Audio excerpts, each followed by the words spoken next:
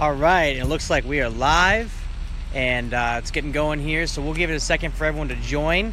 But my name is Joel Fetter. I am with the Car Connection. We are here just outside lovely Minneapolis, Minnesota. It is a hot Friday afternoon, and we have a big truck behind us making some noise, so I apologize about that. But I can see people starting to join in, and it's very bright out here. It's very hot today. It's over 90 degrees here. Again, for those just joining us, Joel Fetter with the Car Connection here live just outside Minneapolis, Minnesota. And sorry about the background noise. We got some construction going on out here. And but we are here with the 2017 Kia Niro, and we are going to take a look, and there's more trucks joining us. So this is going to be really great. But hopefully they'll be piping down once they park. So we're here with the 2017 Kia Niro. It is Kia's highest mile per gallon in terms of fuel economy car in its lineup. It also is the only dedicated hybrid on the market. That means there is no gas only model in this car. It's only hybrid coming later this year in 2017. But for now we have the hybrid. So let's take a look.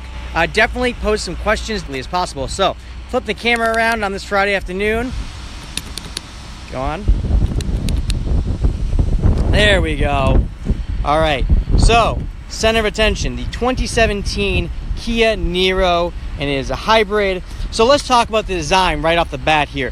Kia calls this a crossover because it's got some cladding on it, it's got bigger wheels, the ride height maybe is an inch taller than a sedan. That's all great. This is not a crossover in my book, in our book, but they definitely call it a crossover. They're marketing it as a crossover vehicle.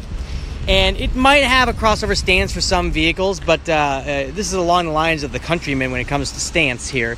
But it's really not, because it's front-wheel drive, and there's not a lot of any characteristics that make this a real crossover. Interestingly about design, everyone seems to think this car looks fantastic that sees it. We've had a Nissan Rogue owner tell us that it's really sharp and actually ask about it unprompted. We have had a BMW 1 Series owner ask about it unprompted and wanting to know information about it. So definitely a lot of interest in the design. It's sharp. We like it. You've got the LED daytime running lights right there. They're not on because we're not running it right now. You got some nice chrome trim down there that are functional aluminum alloy wheels here, which makes it a crossover apparently. Satin finish on the roof rails. Again, sorry about the lighting. It's really bright. It's really hot. Still pretty sharp. We do have the fact that it's a hybrid. There's a badge right there that says Eco Hybrid. You can see that. There you go. This is a touring model. We do not have a window sticker on it, but it's pretty fully loaded. Based on the fact that this touring model is pretty fully loaded, we're guessing it's about $32,000, give or take. They started about $24,000, going up to about $33,000. As I mentioned, vehicle, they do plan on supposedly, they tell us, launching a plug. So hang on here, gotta prop it up for you.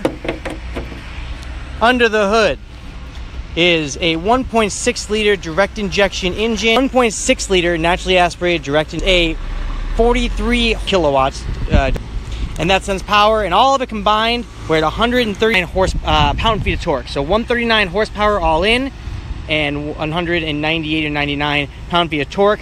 The engine 43.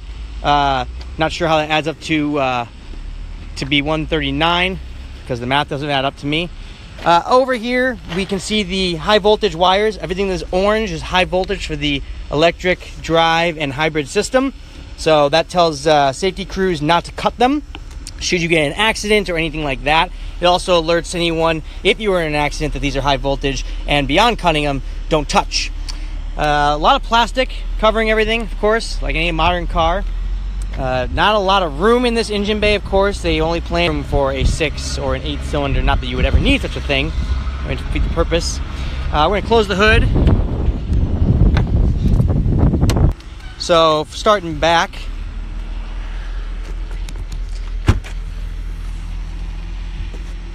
in back we've got, cargo cover is covering the back for you. In back, decent amount of cargo. I don't have the spec off the top of my head, but it looks to be about 18-20 cubic feet. And now you do have a quick roof line here. Let me tilt this up for you. There's a quick roof line, and it's not very long. so, or deep. So you're gonna have to be careful what kind of items you do put in here, but the seats do fold 60-40, and they fold flat. Shut this here, and back in the back seat, cooling vent right there, that's where the lithium ion battery pack lives. Okay, seat room back here. We'll get back here. So I am 5'10". This is set for me. This has plenty of leg, plenty of knee, plenty of... Here might get a little tight with a rear facing car seat. Headroom is more than ample. Let me flip this camera around. Headroom is more than ample. Again, 5'10". Sitting normally, it's pretty comfortable. There we go. Panel black plastic, it's here. It's here. It's here. You get the picture. We hate it when you power it up here. Digital. I'm watching about 39.1. Bad. It's obviously we're a little disappointed. There is no feel. Biggest disappointment. There's not a lot of power and sluggish to build. Touch transmission, as I mentioned, and the screen is touchscreen, navigation, split screen, satellite. For $30,000 is here. It's a pretty good summarization of what we got going on. It's sharp. I think the biggest downside, of course, is the fact that we're not getting close to EPA fuel economy ratings, and larger than that, the power is definitely at a deficit and could use more. No surplus here. Thanks for watching.